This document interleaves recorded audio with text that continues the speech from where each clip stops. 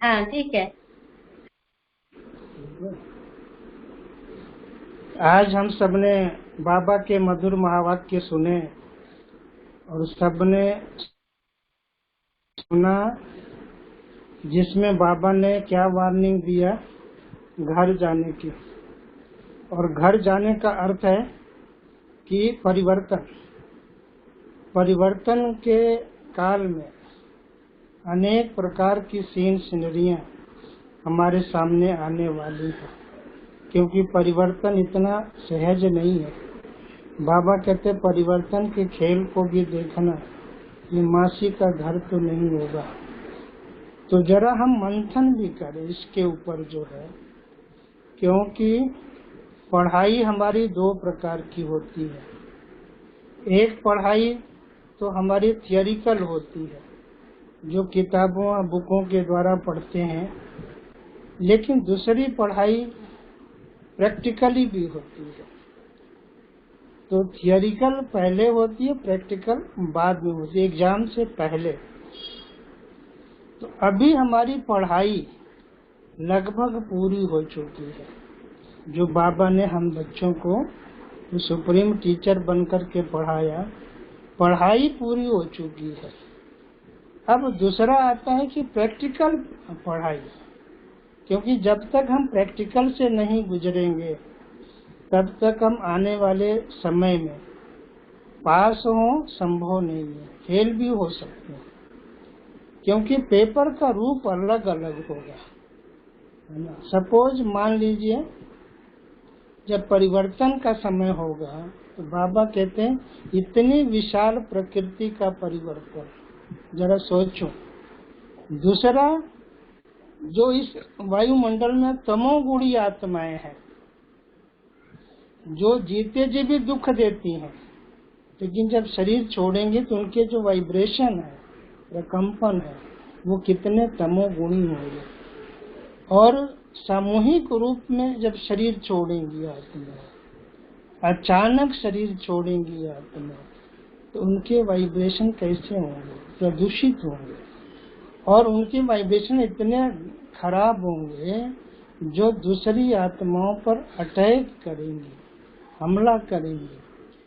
तो जो उनका वार होगा, उनके वार से बचने के लिए शक्ति की जरूरत है। एक तो उनके वार से बचने की भी जरूरत है, और दूसरा बाबा ने कहा कि उन आत्माओं को सहयोग की जरूरत पड़ेगी, क्योंकि मुक्ति जीवन मुक्ति दाता आप हैं, क्योंकि मुक्ति दाता बाप के बच्चे हैं। तो उन आत्माओं को भी मुक्ति के सहयोग की जरूरत होगी। और ऐसे में पहले तो स्वयं की सेफ्टी चाहिए, और दूसरी उन आत्माओं का सहयोग चाहिए उनको तब, क्योंकि घर तो उनको भी जाना है, घर सभी को जाना है, लेकिन उन आत्माओं का उद्धार कौन करेगा?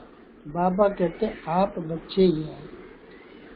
परंतु कई बच्चे कहते हैं कि क्या करें, परिस्थितियां जब विपरीत होती हैं तो समझ में नहीं आता कि किया क्या जाए। तो बाबा कहते बच्चे देखो, रात्रि का समय है तो क्या होगा, अंधेरा ही होगा ना। रात्रि का समय हो और हम कहें अंधेरा ना हो, क्या संभव है? तो ये दुनिया को भी पता है कि वर्तमान समय कलयुग का समय चल रहा है, और कलयुग में अच्छे लोग मिले ये कल्पना से परे है, ये ना सोचो। लेकिन उन जो विपरीत परिस्थितियों में जो आत्माएं इस प्रकार की होंगी, उनको भी परिवर्तन करना है, क्योंकि हमारी टाइटल ही है परिवर्तक, विश्व परिवर्तक है ना हम। तो विश्व परिवर्तक में तो सारे पशु पक्षी प्रकृति सबको परिवर्तन करना हमारी ड्यूटी है ना, हमारा कर्तव्य है। हम दोष नहीं दे सकते, ब्लेम नहीं दे सकते कि ये परिस्थितियां विपरीत है, परिवार ठीक नहीं है, समाज ठीक नहीं है, पड़ोसी ठीक नहीं है, इसलिए हमारी स्थिति ठीक नहीं हुई। बाबा कहते ये हम ब्लेम नहीं दे सकते, क्योंकि अभी प्रैक्टिकल का समय है।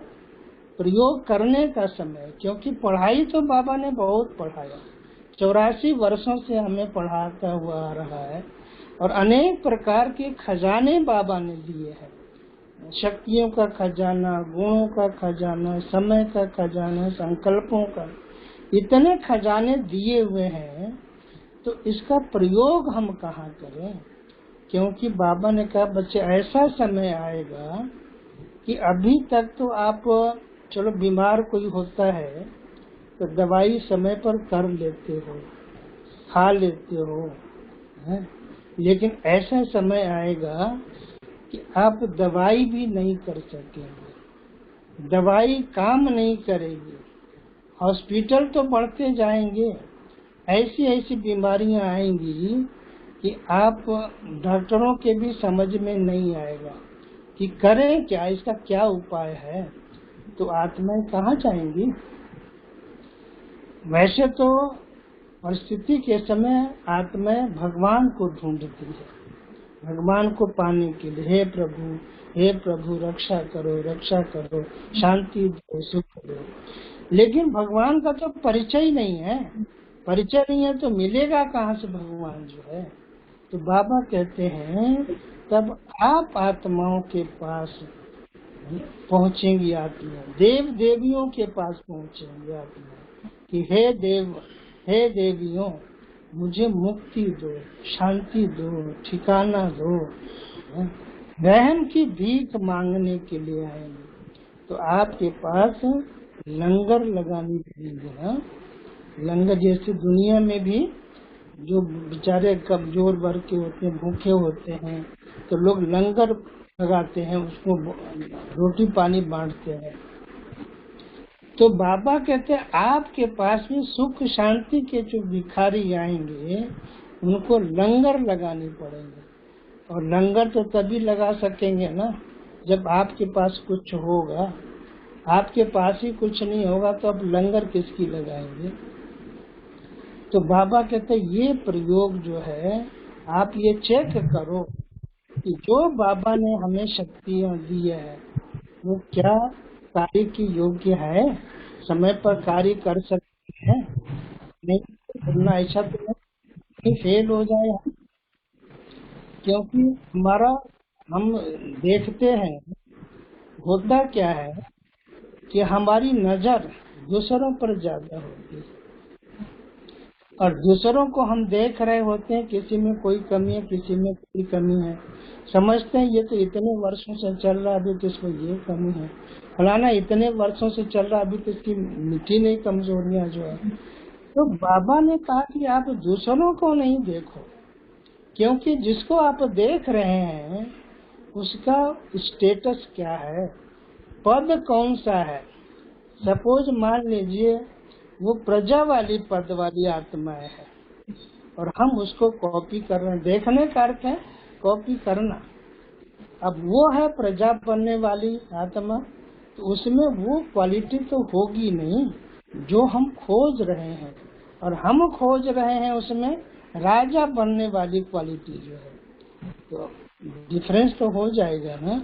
और उसमें जब राजा बनने की क्वालिटी नहीं मिलती है तो हम फिर नेगेटिव हमारे अंदर संकल्प चलते हैं, ये तो इतने वर्षों से ऐसे ही चल रहा है अभी तो इस प्रकार की जब हम नेगेटिव बातों को देखते हैं तो वो नकारात्मक पावर हमारे अंदर प्रवेश कर जाती है।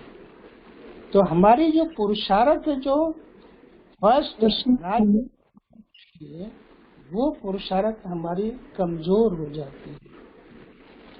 तो हम समय पर क्या धोखा मिल गया ना, इसलिए बाबा कहते किसी और को तुम नहीं देखो, स्वयं को देखो।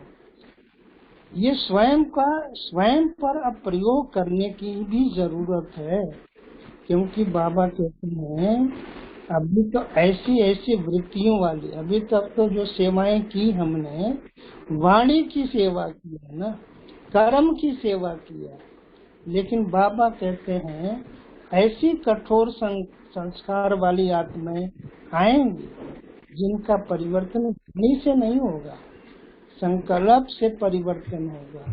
तो बाबा कहते वृत्ति उनकी जो प्रदूषित है, उन वृत्तियों को श्रेष्ठ वृत्ति से ही आप बदल सकते हैं। अशुद्ध संकल्प है तो श्रेष्ठ संकल्प से ही बदल सकते हैं।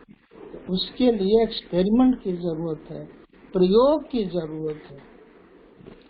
तो कैसे प्रयोग हम करेंगे? क्योंकि दिखाया है शास्त्रों में भी कि जब एक उसमें तो बाणों की दिखाई प्रथा दिखाई है कि एक बाण दूसरे को बाण से मारता है। तो उसमें एक मिसाल, डिटेल नहीं करूंगा, एक मिसाल दिखाते हैं कि जब राम का रावण के साथ युद्ध चल रहा था तो बाण तो राम को भी मारना तो मारते थे और बाण रावण भी चलाता था।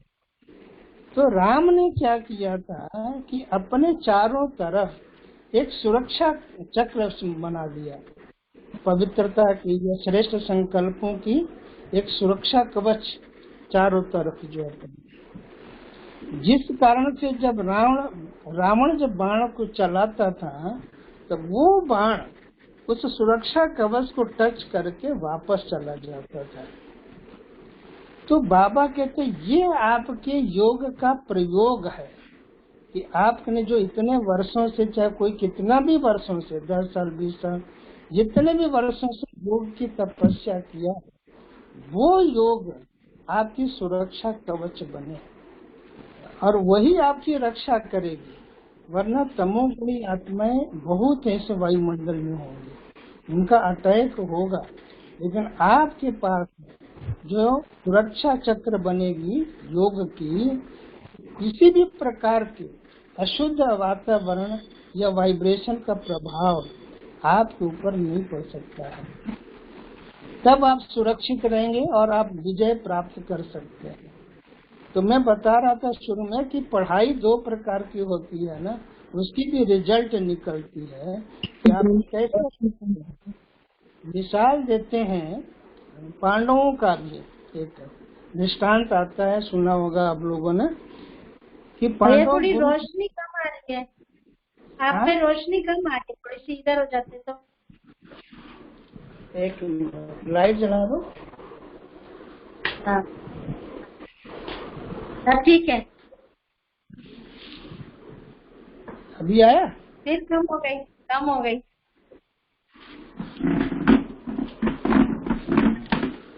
अभी ठीक है, ठीक है, अभी ठीक है। तो दृष्टांत दे रहा था कि पांडवों का जब के पास शिक्षा लेने गए तो जब पढ़ाई पूरी हो जाती है तो गुरु द्रोणाचार्य ने सबको कहा कि भाई एक लेसन दिया कि ये याद करके आना सभी जो है। सबने कहा ठीक है गुरुदेव। तो नेक्स्ट डे जब गए तो पूछा गुरु ने कि याद किया लेसन जो? तो सभी ने कहा हाँ मुझे तो याद हो गया। तो उसमें युधिष्ठिर जो थे बड़े, उनसे पूछा तुम्हें याद हुआ? तो कहता नहीं मुझे तो याद नहीं हुआ। अच्छा कल याद करके आना। तो दूसरे दिन फिर गुरु ने पूछा कि याद हुआ? तो युधिष्ठिर ने फिर कहा कि मुझे याद नहीं हुआ।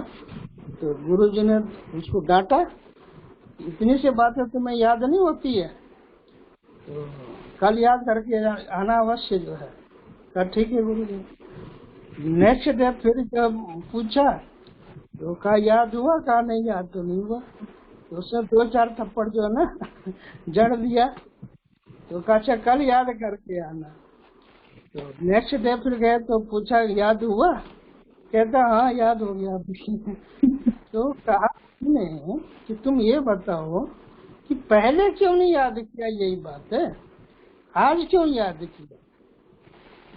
तो किसी ने कहा कि गुरुदेव आपने कहा था कि क्रोध पर विजय प्राप्त करना, तो विजय मिल गई है, हमें पता कैसे चलेगा? जब तक विपरीत परिस्थिति न हमारे सामने क्रिएट हो और उस पर हम विजय प्राप्त करें, गुस्सा ना हो, हमें रिएक्ट ना हो, तब तो मैं समझूं ना।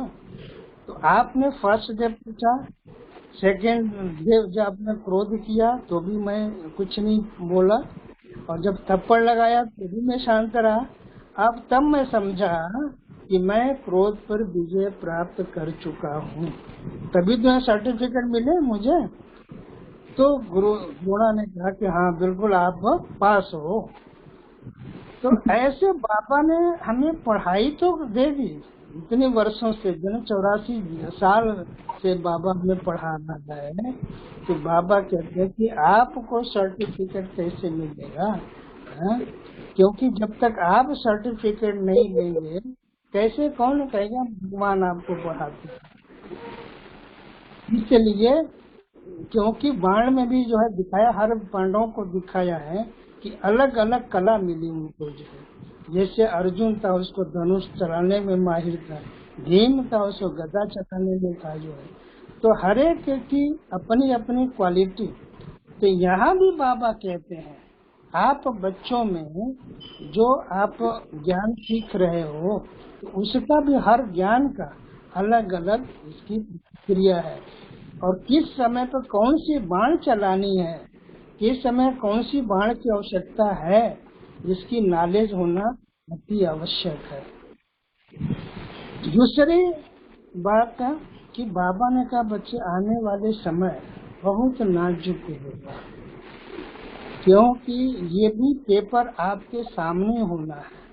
आप विश्व परिवर्तक है तो सब आपके पास आएंगे रहम की भीख मांगने के लिए। तो बाबा कहते जैसे अभी भी हॉस्पिटल में जब जाता है ना कोई पेशेंट जो है, तो जब कोई होपलेस केस वाली होती है पेशेंट जो है, तो उसको डॉक्टर फटाफट क्या करता है, वेंटिलेटर पर ऑक्सीजन देता है ताकि उसको श्वास की प्रक्रिया तो जारी रहे, नहीं तो पेशेंट ही खत्म हो जाएगा वो तो बाबा कहते हैं अभी आपके पास जो कैसी आत्मा आएंगी, दिल शिकस्त वाली आत्मा आएंगी, होपलेस केस वाली आत्मा आएंगी, इसलिए डिप्रेशन के मरीज आएंगे।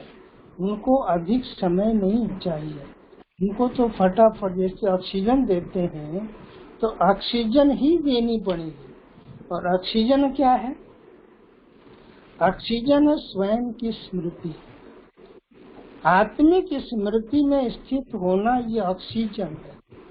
जब किसी के भी सामने या जो व्यक्ति आपके सामने आता है उसको अगर आत्मिक स्मृति से, दृष्टि से उसको पावर दे दो, देख दो, तो बाबा कहते हैं उसकी अंदर की जो दुख है वो समाप्त हो जाती है। क्योंकि जब आत्मिक स्मृति में आप स्थित होंगे तो आत्मा की जो इंटरनल पावर है उस आत्मा के अंदर प्रवेश होनी शुरू होती है और उसको राहत, जिसको कहें राहत की सांस फिर वो लेता है, लगता है उसको कि मुझे कुछ रिलीफ मिली है। तो इस प्रकार की बाबा कहते हैं ऐसी आत्माओं को भी।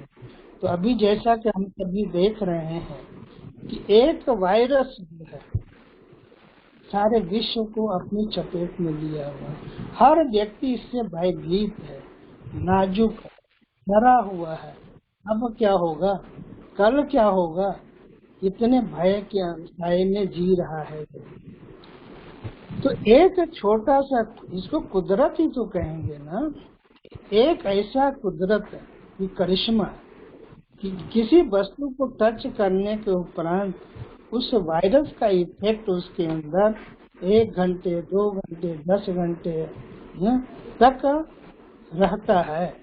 और जिसको रहने का प्रभाव ये है, अर्थ ये है कि अगर जब तक वो वायरस उस वस्तु के में है, दूसरा व्यक्ति उसको टच करता है तो फौरन उसके अंदर प्रवेश होता है। तो ये वायरस दुनिया के वायरस की चमत्कार या कमाल कहते हैं। तो बाबा कहते हैं आपके पास इतने खजाने भगवान ने दिया है, तो ये खजाने ये भी अपना रूप दिखाएगी, ये एंटी वायरस बनेगी, क्योंकि पवित्रता की शक्ति साधारण शक्ति नहीं है।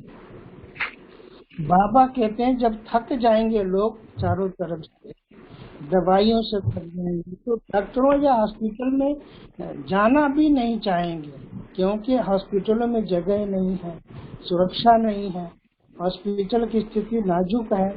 डॉक्टर भी परेशान है, ऐसी ऐसी बीमारियां आएंगी कि जिसकी दवाई नहीं होगी तो डॉक्टर देगा कहाँ से। तब लोग बाबा कहते आपके पास ही आएंगे, तो आपकी पवित्रता की दृष्टि भी उन आत्माओं को मदद करेगी, निहाल करेगी, रक्षा करेगी, तो आपके पास लाइन तो लगेगी उस समय में। तो बाबा कहते कि ये पवित्रता की शक्ति जब आपके वाइब्रेशन से जिस चीज को भी आप टच करेंगे उस वस्तु के अंदर पवित्रता के प्रकंपन जो उसमें भरेगा, वो पवित्रता 21 जन्मों तक रहेगी। वो तो 2 घंटे 4 घंटे 10 घंटे रहता है ना, कोरोना का वायरस का इफेक्ट है, लेकिन पवित्रता का जो इफेक्ट है बाबा ने कहा 21 जन्मों तक रहेगी, जहाँ सुख शांति का अखंड राज्य हो गया। तो बाबा कहते हैं लेकिन इसका प्रयोग की जरूरत है बच्चे, क्योंकि अब इसी को इस्तेमाल करो कि मैं पवित्र आत्मा हूँ, तो पवित्रता के वाइब्रेशन हमारे चारों तरफ। एक मैं एग्जाम्पल क्या, जैसे कि मैं बताता हूँ, जब हम योग में बैठते हैं तो संकल्प करते हैं ना कि चलो हम पवित्र आत्मा हैं, क्योंकि पवित्रता के सागर के बच्चे हैं, तो हम आत्मा पवित्र स्वरूप है। जैसे मैंने ये संकल्प किया कि मैं आत्मा पवित्र स्वरूप हूँ, तो मैं आत्मा आखिर बैठी कहाँ हूँ? तो भृकुटी के सिंहासन पर आप बैठे हुए हैं, इतना तो हम रोज ही करते हैं ना। अब भृकुटी के सिंहासन पर आत्मा पवित्र आत्मा बैठी है, तो पवित्रता के जो वाइब्रेशन है पूरे शरीर के एक एक अंग तक वो टच कर रही है, छू रही है, और संपूर्ण जो अंग हमारा है वो पवित्र बनता जा रहा है। और आगे बढ़े तो वो पवित्रता का जो प्रकंपन है हमारे शरीर के रोम रोम से बाहर निकल, और जो रोम रोम जिसको हम ओरा कहते हैं, उस पोजीशन में मैंने संकल्प किया ना कि हमारी पवित्रता की शक्ति रोम रोम से बाहर, तो हमारे चारों तरफ एक चक्र तैयार होता है पवित्रता का। अब उसके द्वारा बाद आप जिस भी चीज को टच कर देंगे, छू देंगे, उसके अंदर वो पवित्रता का जो वाइब्रेशन है, ओरा है, उसके अंदर प्रवेश करते हैं, और वो ओरा जो है हमारी सुरक्षा कवच बनेगी। तब किसी भी प्रकार का जो वायरस है, नकारात्मक पावर है, वो हमारे अंदर नहीं आ सकती, न टच कर सकती है, टच भी करेगी तो भस्म हो जाएगी, खत्म, अर्थात नहीं आएगी। तो बाबा कहते मेरे को टचिंग आया था बाबा योग में कि यही बच्चे आपकी मदद, आपको तो स्वयं करेगी, लेकिन दूसरी आत्माओं को भी आप मदद दे सकते हैं। तो वो आखिरी समय होगा प्रत्यक्षता का, क्योंकि बाबा कहते हैं आपके हर संकल्प बाप को प्रत्यक्ष करेगी ना, तो कब करेगी? वो समय, वो घड़ी अब नजदीक आ चुका है। इसलिए भाषण तो बहुत हम सुनते हैं, लेकिन इसको प्रयोग करें, योग का प्रयोग जिसको बाबा कहते हैं। तभी स्वयं के ऊपर से शुरू करें, है ना, क्योंकि बाबा कहते हैं जैसे मान लो आप शक्ति स्वरूप आते,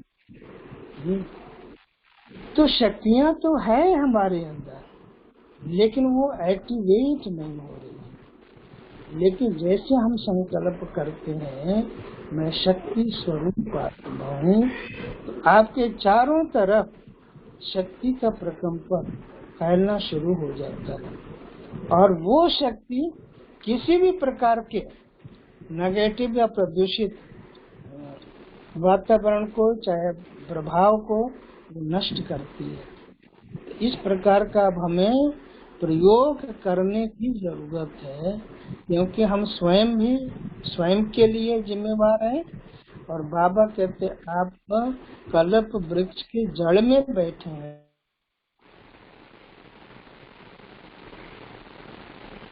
आवाज नहीं आ रही है। और आप फोटो फोटो को टच करिए।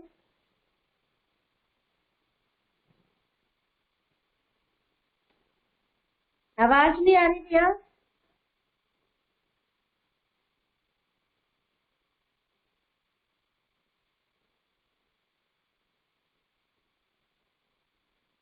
फोटो रुक गई है भैया, आवाज नहीं आ रही है।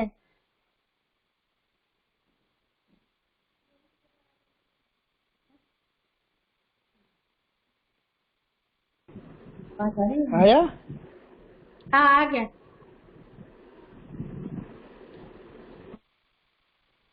बोलिए।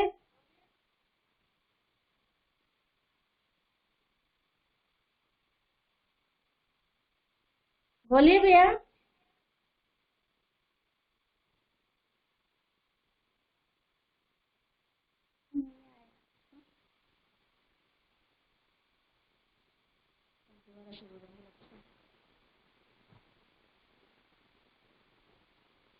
चलेगा दोबारा से जोड़ेंगे।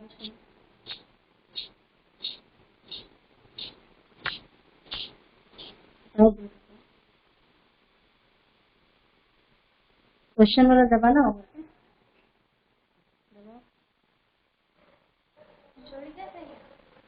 हम्म।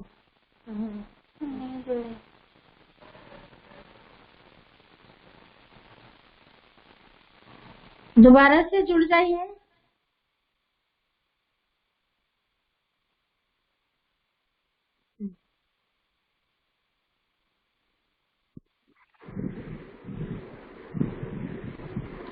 अभी आया? हाँ आ गया आ गया। हाँ? ठीक है। तो अभी जो है मैं कह रहा था कि अब स्वयं को स्वयं पर कैमरा प्रयोग रुक करके। गया। हाँ? कैमरा रुक गया है। अच्छा,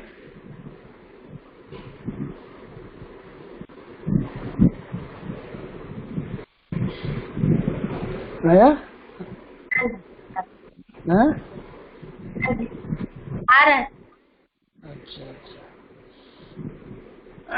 तब वो घड़ी जो है घर जाने की, जो बाबा जी कहा कि बच्चे घर जाना है, तो घर की स्मृति भी है, हो चुके हैं। अगर तैयारी नहीं हुई होगी तो बाबा कहते हैं घर जाने के समय पहले कौन मिलेगा? धर्मराज मिलेगा। तो धर्मराज के सामने जाना पसंद है क्या? बाबा कहते हैं मुझे मेरे बच्चे और धर्मराज के पास जाएं, बाबा को शोभा नहीं देता है। इसलिए ये हम क्यों ये शिकायत का मौका दें बाबा को कि धर्मराज से तुमने सजाए खाई, और सजाए खाने के साथ साथ पदवी हमारी भ्रष्ट हो जाती है, गंवा फोटो बैठते नहीं हैं। आ रही आपकी। हाँ? आ फोटो रही है? नहीं रुक गई। रुक गई है। रुक गई है? हाँ आई? हाय। दूसरी चीज, आज बाबा ने एक शब्द और कहा था, यज्ञ में अश्व को आहुति डालने की जो है। क्योंकि दुनिया में भी यज्ञ रचते हैं, तो उसमें टाइम हो गया है ना। आवाज नहीं आ रही? आवाज तो आ रही है, फोटो रुक जा रही है।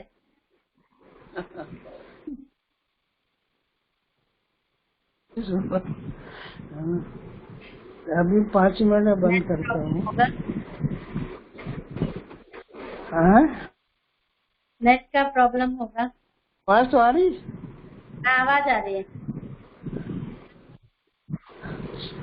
बताइए। तो बाबा ने जो कहा यज्ञ में आहुति डालने की, तो यज्ञ की भी एक परंपरा होती है कि जब यज्ञ रचते हैं तो पहले यज्ञ के पास किसी और को जाने की इजाजत नहीं होती है, केवल ब्राह्मणों को ही इजाजत होती है।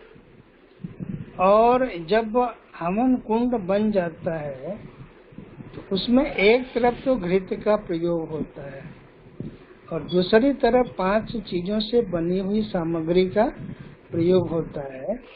घृत का प्रयोग इसलिए करते हैं कि अग्नि को प्रज्वलित करे और तब वो जो सामग्री डाली जाती है उसको स्वाहा करेगी। एक प्रथा तो ये भी है कि अगर सारे घृत को डाल दिया जाए इकट्ठे और सारी सामग्री इकट्ठे डाल दिया जाए तो क्या ये राइट होगा? लेकिन होगा क्या कि अग्नि को बुझा देगी वो। तो अग्नि जब बुझ जाएगी तो सामग्री भस्म नहीं हो सकती, तो वातावरण जो शुद्ध होना चाहिए वो नहीं हो सकती। इसलिए जो प्रथा बनी है वो थोड़ा थोड़ा डालने की है। थोड़ा एक तो घृत डालते हैं तो अग्नि प्रज्वलित रहती है, फिर थोड़ा सामग्री डालते हैं ताकि उसको भस्म भी करती रहे और अग्नि भी प्रज्वलित होती रहे। तो बाबा भी कहते हैं कि आपकी भी इस यज्ञ में आहुति जो डलनी है तो थोड़ा थोड़ा करके, एक साथ चाहें कि हम अपने विकारों को भस्म कर लें तो ये संभव नहीं होगा। इसलिए हम थोड़ा थोड़ा प्रयास करें कि बुराइयों को अपने, क्योंकि है तो हमारे 63 जन्मों का है, उसको थोड़ा थोड़ा स्वाहा करें और इतनी हमारे पास पावर आ जाएगी तब जो है लास्ट में ये देखा जाता है कि सारे घृत और सामग्री एक साथ डाल देते हैं, फिर कहते हैं संपूर्ण आओ। तो हमारी भी में भी पावर इतनी होगी कि बचे हुए शेष हमारे जो भी विकर्म है वो अग्नि में भस्म हो जाएंगे, स्वाहा हो जाएंगे और हम फिर कंप्लीट घर जाने के योग्य बन सकते हैं। तो अभी हम अपने को तैयारी करें, अपने आप चेकिंग करें, यही हमारी जो है शुभकामनाएं हैं आप सभी के प्रति कि आप अच्छे तैयारी करके बाप के साथ चलने को तैयार हो जाए। ओम शांति। ओम शांति। थैंक यू भैया, आपका बहुत अच्छे से तरीके से समझाया आपने कि कैसे उस कोरोना को छूने से, वस्तु को छूने से भी उसको हो जाता है, उसको असर हो जाता है।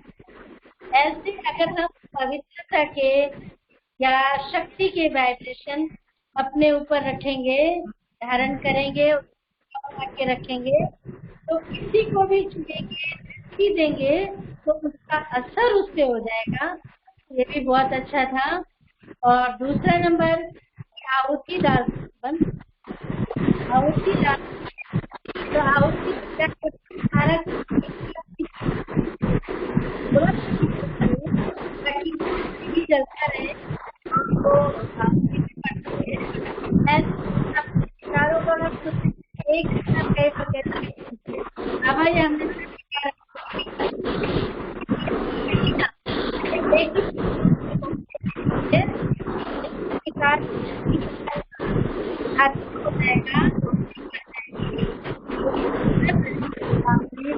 डाल दे करके अच्छे से समझाया, उससे आपका बहुत बहुत थैंक्स। ओम शांति।